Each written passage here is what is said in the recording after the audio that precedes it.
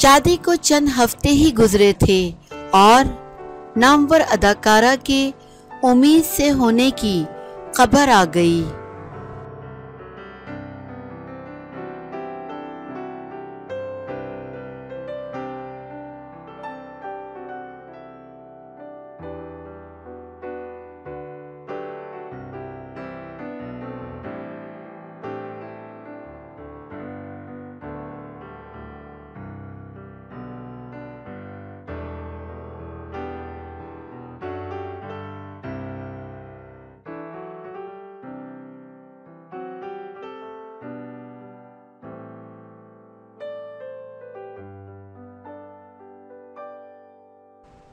बॉलीवुड अदाकारा दिया मिर्जा ने दूसरी शादी के बाद उम्मीद से होने की तस्दीक कर दी है।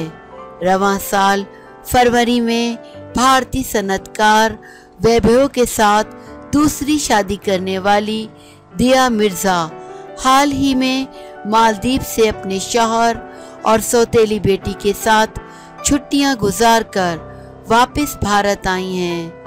दिया मिर्जा ने अपने इंस्टाग्राम अकाउंट पर तस्वीर शेयर करते हुए इस खुशखबरी का बताया और इस पर बेहद खुशी का इजहार भी किया। दिया मिर्जा की जानिब से अपने मां बनने की खबर शेयर करते ही इनकी पोस्ट पर भारतीय अदाकारों समेत दीगर लोगों की जानिब से मुबारकबाद देने का सिलसिला शुरू हो गया।